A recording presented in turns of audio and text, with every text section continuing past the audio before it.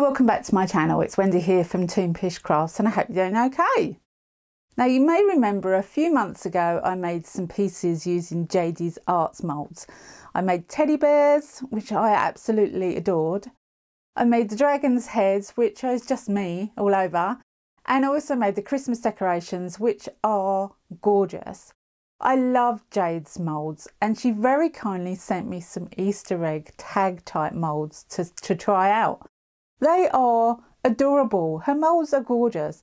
And I thought I've got to get these done and up so that you have a chance to get them and make them before Easter, which is not far away. Time just flies. Anyway, I hope you enjoy this one. I hope you get something out of it. I absolutely love the results. Spoiler. But yeah, so let's see how we get on with the Easter egg moulds.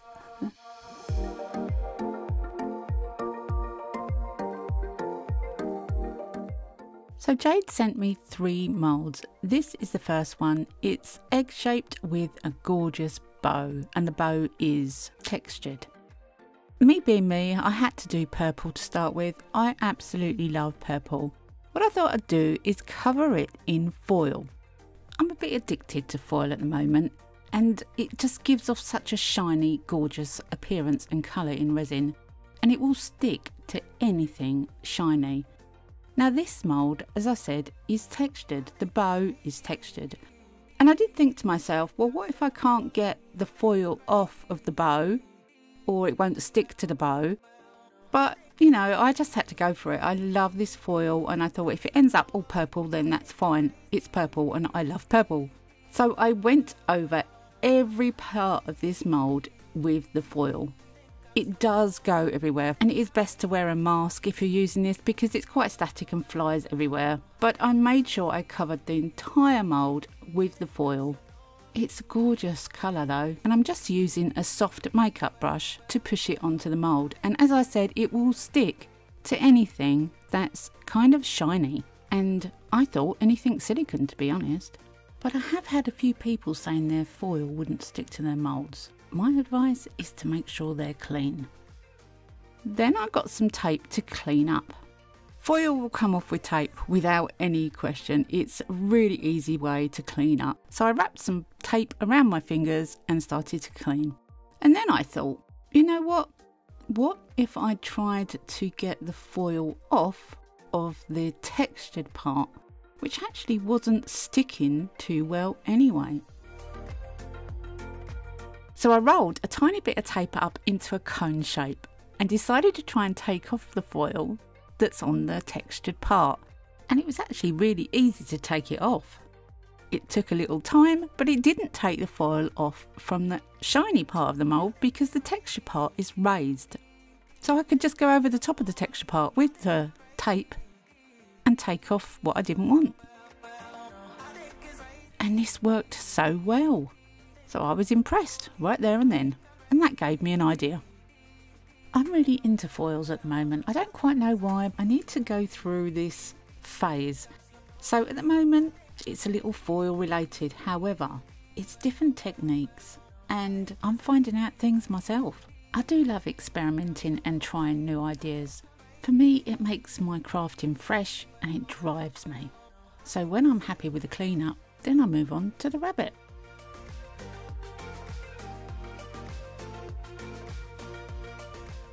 So the bow mould, the purple one, was quite straightforward.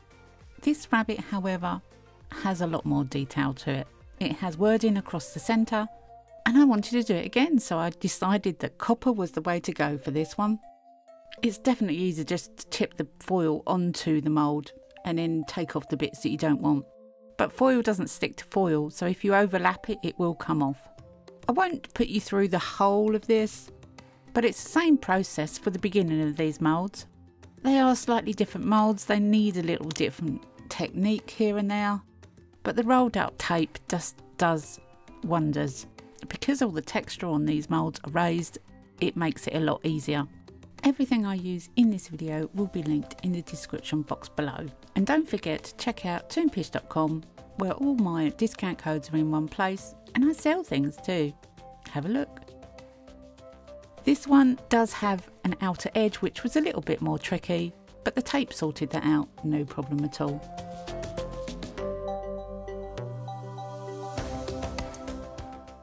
Again, when I'm happy with the cleanup, I move on to the next one.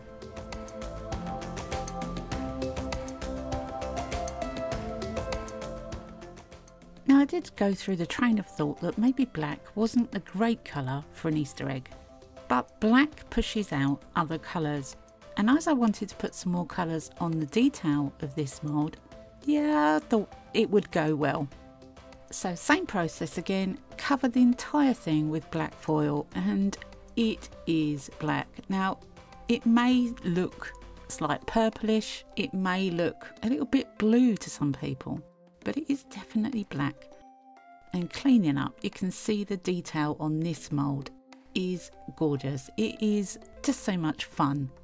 So now I'm looking forward to adding a bright colour to this. Bright colour and black, how cool would that be?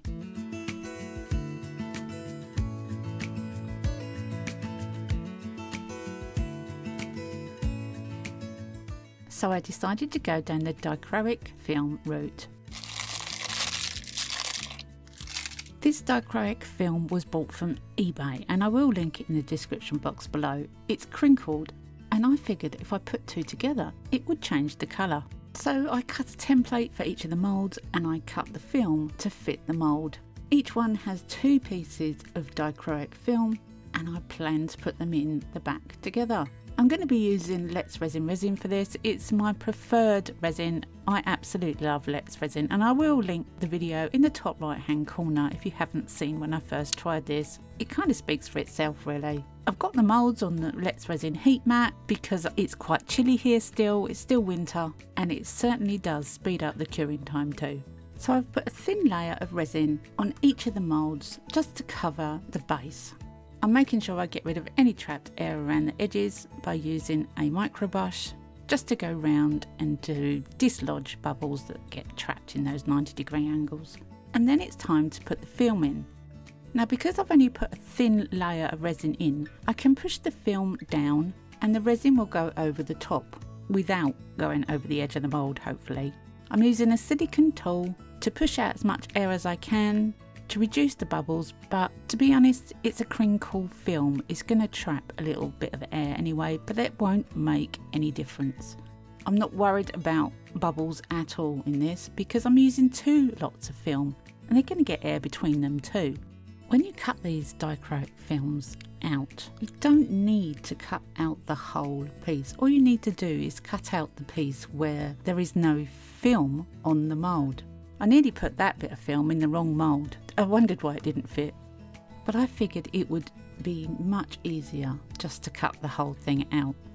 And do keep all your little cut-offs, all the bits that are slithers that you don't need, keep them in a bag, because in the next couple of weeks I'll be showing you what I do with mine, and they turn out absolutely beautiful.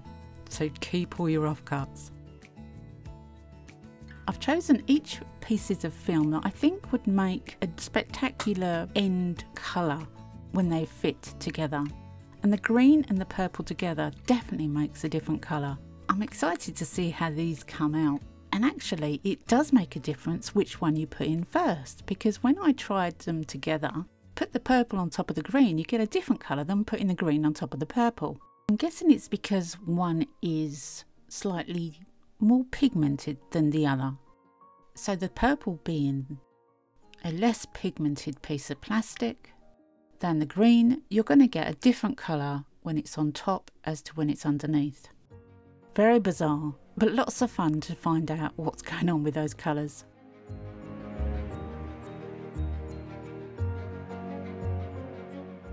So this is actually about 6 hours later.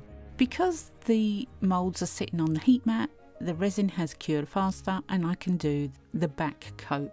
I'm using Vista Black, which is my go-to black, and it will push the colours out. I know you probably think, oh, that's too dark, but it definitely will push the colours out. Because there's a clear section of resin between the front and the rear, it'll act like a little opening in the design.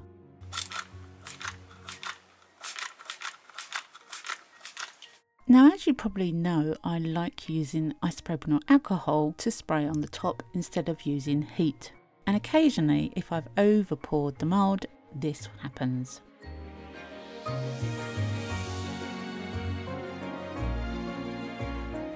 Isopropyl alcohol breaks the surface tension of the resin. It lets bubbles out easier, but if you're trying to dome, it will make the resin flow over the edge.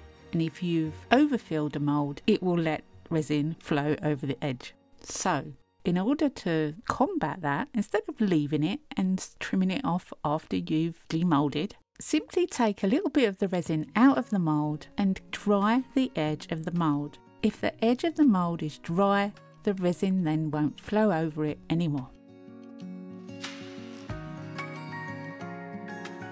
So I left these pieces until the following day to demould, and I was so excited to see what they come out like. I thought I'd show you one by one. The bow was adorable.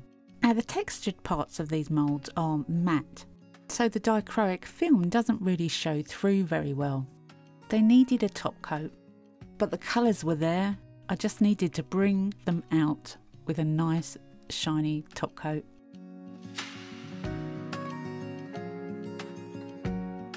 To save time, I used UV resin. This is Let's Resin UV resin, and with UV resin you do very thin coats to stop the bubbles. So it did take quite a while, but I still did it in one day without any problem. I covered the front in UV resin on all three of them. I'll only show you the one because it's the same process.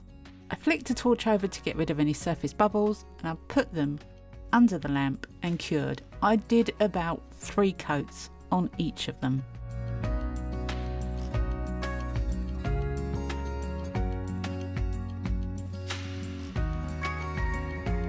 The top coat changed these pieces from ordinary to spectacular, in my opinion. They look three-dimensional. It's a shame the filming doesn't pick up on the sparkle because it is unbelievable. The dichroic film changes as you twist it, and it's all around the edge, and I absolutely love the results. They are stunning, in my opinion. Absolutely gorgeous. Now, I did think I'll put ribbon on them, make them like tags, so I used my Cricut. I lightly sanded the back of the moulds with 1000 grit sandpaper to give it a matte finish. Cut out some Easter egg to and from bits to stick on the back so that they really do look like tags and will work as tags too. I thoroughly enjoyed making these, and I hope you've enjoyed watching it. Go over and check out Jade's website. Her moulds are incredible. Thank you so much for watching this one. I hope you've enjoyed it. Don't forget to put a thumbs up if you did. It really helps my channel out. Come back and see me next week because you never know what I'm going to be up to. I never know what I'm going to be up to. Have a great week. Happy crafting. Happy Easter. And bye for now.